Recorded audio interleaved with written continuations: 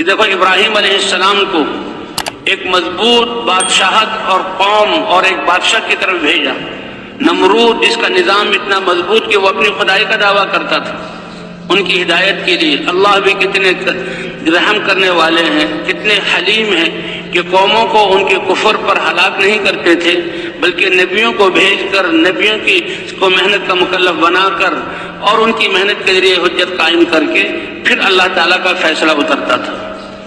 اب نمرود ظلم کر رہا ہے، اللہ کے بندوں اور بندیوں کو اپنے سامنے جھکا رہا ہے، لیکن اللہ نے ابراہیم علیہ السلام کو نبی اور رسول بنا کر بھیجا اور ان کو اپنی دوستی خلت والا مرتبہ عطا فرمایا، خلیل اللہ، اور ابراہیم علیہ السلام دعوت دے رہے ہیں۔ اور پھر جو واقعہ ہوا کہ یہ دعوت ایسا امر ہے کہ اس دعوت کی وجہ سے، کیونکہ یہ معاشرے کے خلاف ہوتی ہے، اس دعوت کی وجہ سے معاشرہ اور ساری قوم مخالفت میں آ جاتی ہے، اور پھر اللہ کی مدد نبی کے ساتھ، تو ابراہیم علیہ السلام کے لیے انہوں نے ایک وادی کو ایندھن سے بھرا، اور جب اس کو آگ جلائی تو آگ کا ایک سمندر تھا، اور اونچی جگہ سے منجنیق کے ذریعے ابراہیم علیہ السلام کو اس میں ڈالنا چاہا۔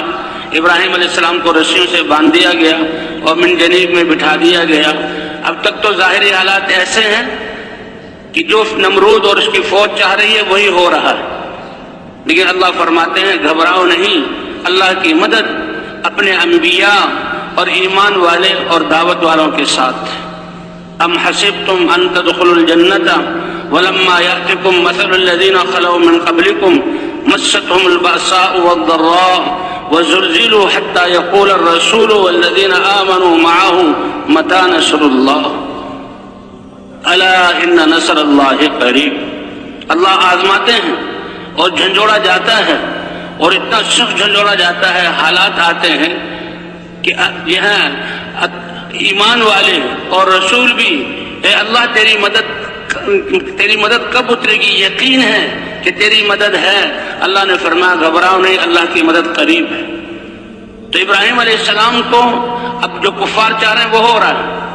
اگر چاہتے تو اللہ تعالیٰ پہلے ہی ان کو ہلاک کر دیتے، ان کے ہاتھ توڑ دیتے، لیکن سب کچھ منجنیق میں بٹھایا گیا، فرشتے تک آئے، اور فرشتے ابراہیم علیہ السلام نے عرض کیا اے ابراہیم یہ فرشتے اللہ نے بھیجے ہیں۔ کہا اگر اللہ نے تمہیں حکم دیا ہے وہ تو اللہ کا امر پورا کرو، اس میں کیا کہہ سکتا ہوں، اور اگر اللہ نے تمہیں حکم نہیں دیا تو آخری کلام حسبی اللہ و نعم الوکیل، کہ میرے لیے میرا اللہ کافی ہے۔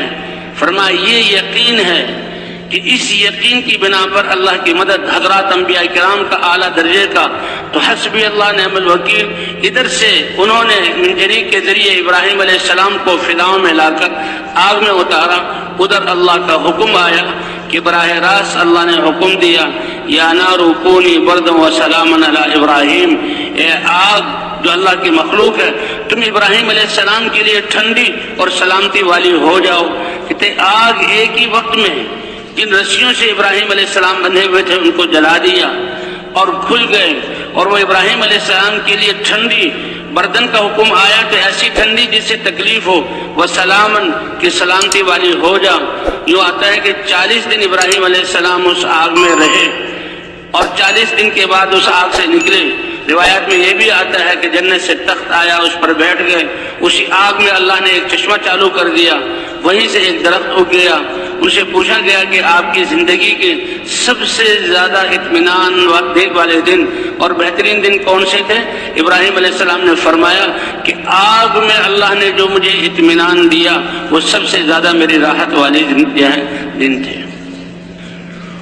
تو یہ یقین کی بنیاد پر، یقین ایسا تو جس کے دل میں بھی یقین آ جاتا ہے، اس یقین کے مطابق اللہ کی مدد، اس یقین کے مطابق اللہ کی مدد۔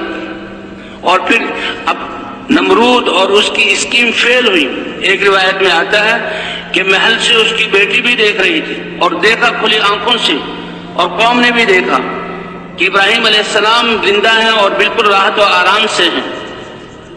حضرت شیخ تھانوی رحمۃ اللہ نے بشتیہ میں قصہ لکھا ہے کہ فرعون کی بیٹی، نمرود کی بیٹی، اسے کہا اے ابراہیم یہ آگ تمہیں نہیں جلا رہی، کیا میں بھی اس آگ میں آ جاؤں تو مجھے نہیں جلائے گی؟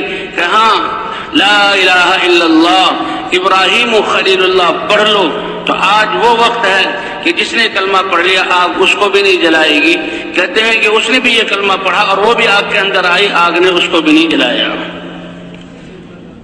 تو سب سے بڑی دولت, اس لیے کہتے ہیں اللہ نے انسان کو کامیابی دینے کے لیے اس کا دل اور یہ جسم اور اس کے اعضاء یہی سرمایہ ہیں اور یہی کامیابی کا ذریعہ ہے. کامیابی کے لیے اللہ نے انسان کو باہر کی چیزوں کا مکلف نہیں بنایا.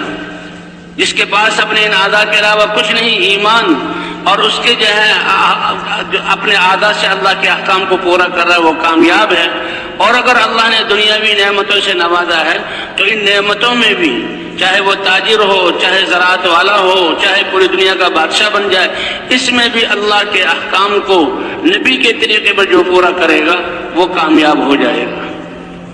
اس لیے ان اللہ لا ينظر الى صورکم ولا الى اموالکم, کہ اللہ تعالیٰ تمہاری صورتوں اور مالوں کو نہیں دیکھتے, یہ تو اللہ کی تقسیم ہے.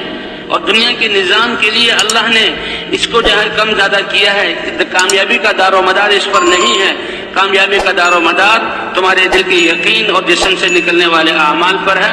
وَلَكِنْ يَنْظُرُ إِلَىٰ قُلُوبِكُمْ وَأَعْمَالِكُمْ, اللہ جو انسانوں سے دیکھتے ہیں دل کی یقین کو, کہ یقین کس کا ہے, محبت کس سے ہے, اور تعصب کس چیز کا ہے, ہونا کس سے بھرا ہوا ہے. اس لیے حضرات انبیاء کرام اس لا الہ الا اللہ کی دعوت کو اتنا زیادہ, سب سے زیادہ عرصہ اسی یقین کے دل میں بٹھانے کے لیے گزرتا تھا, اور پھر اللہ کے احکام اترتے تھے. اور جو لوگ نبیوں کے احکام اللہ کے دین پر چلتے, اللہ ان کو زمین کا وارث بناتے تھے, اور ظالموں کو ختم فرما کر زمین کو صاف کر کے ان کو خلیفہ بناتے تھے. اس طرح نبیوں کی محنت حق جہاں ہوتی تھی.